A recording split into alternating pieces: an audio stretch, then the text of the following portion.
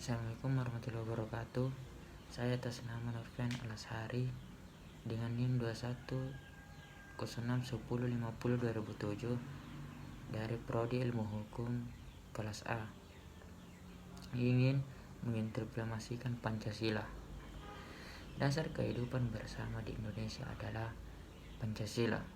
Kita selalu melandaskan Pancasila dalam melandaskan segala apapun. Tetapi, apakah kalian pernah berpikir untuk mengganti Pancasila dengan yang lain? Apakah Pancasila penting bagi kehidupan kita? Apa yang terjadi bila Pancasila tidak pernah dirumuskan oleh Insinyur Soekarno? Apa yang terjadi jika kita tidak menjadikan Pancasila sebagai landasan kita untuk hidup berbangsa dan bernegara? Pancasila pertama kali disebut dalam pertama BPUPKI yang berlangsung pada tanggal 29 Mei hingga 1 Juni. Tepatnya pada tanggal 1 Juni, Insinyur Soekarno memperkenalkan 5 sila yang terdiri dari kebangsaan Indonesia, internasionalisme dan perikemanusiaan, mufakat atau demokrasi, kesejahteraan sosial, dan ketuhanan yang Maha Esa. Maka lahirlah Pancasila. Meskipun saat Orde Baru sempat disalahgunakan, tetapi pada zaman sekarang Pancasila digunakan oleh masyarakat Indonesia sebagai landasan kehidupan berbangsa dan bernegara. Masyarakat Indonesia sadar bahwa Pancasila itu sangat penting. Mereka mengimplementasikan Pancasila ke dalam kehidupan sehari-hari. Sila pertama, ketuhanan yang Maha Esa. Dalam kehidupan sekarang, setiap masyarakat Indonesia dijamin kebebasan dalam menjalani kepercayaannya masing-masing. Masyarakat kini dapat menjalani kepercayaannya dengan tenang tanpa gangguan intoleransi. Di sila ini, masyarakat juga diminta agar tidak menistakan agama lain dan harus menjunjung tinggi kerukunan umat beragama antara satu dengan lain. Sila kedua, kemanusiaan adil dan beradab. Di sila ini, semua warga negara Indonesia memiliki hak yang setara dalam pemenuhan kesejahteraan. Selain itu, juga kesetaraan dalam kehidupan yang layak, hak politik, hukum, dan semua hal yang telah diatur undang-undang tanpa melihat suku, ras, warga negara Indonesia tersebut. Sila ketiga, persatuan Indonesia.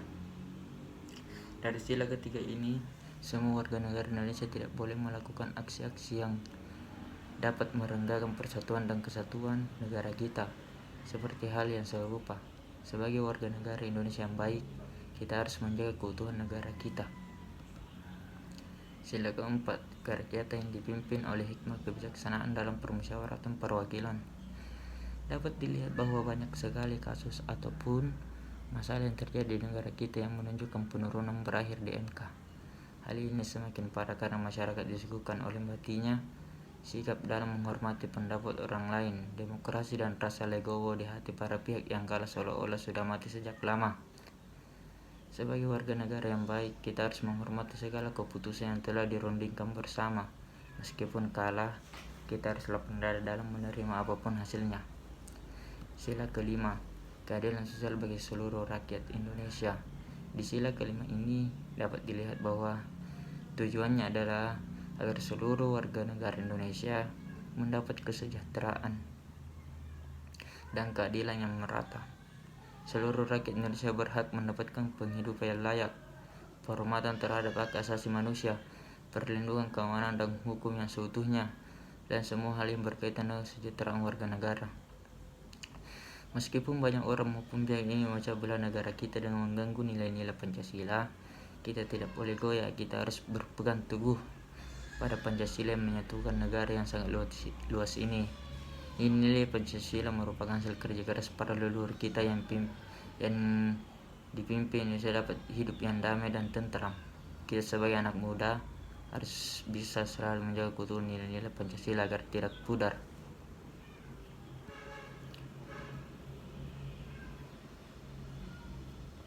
Di sini saya mendapat pernyataan, yaitu penyebab lunturnya nilai Pancasila, dan saya akan mengemukakan solusi saya atau pendapat saya. Penyebab lunturnya nilai Pancasila, saya akan mengemukakan solusi saya, yaitu 1. Pendidikan agama harus menjadi peranan penting untuk membentuk ketakwaan pada diri generasi muda Indonesia. Pendidikan moral bagi anak hendaknya dilakukan sedini mungkin agar membentuk generasi muda yang bermoral dan taat kepada norma aturan. 2. Pendidikan Pancasila yang harus ditanamkan sehingga dapat menjadi pedoman dan landasan bagi generasi muda. 3. Menumbuhkan kesadaran dalam diri generasi muda Indonesia untuk membangkitkan semangat Pancasila.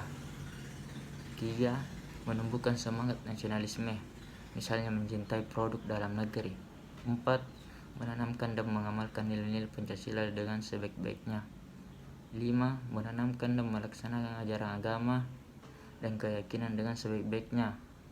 Lebih selektif terhadap pengaruh globalisasi di bidang politik, ekonomi, maupun budaya bangsa. Itulah tadi penjelasan dari saya. Mohon lebih dan kurangnya mohon dimaafkan. Wabillahi taufiq wal hidayah. Assalamualaikum warahmatullahi wabarakatuh.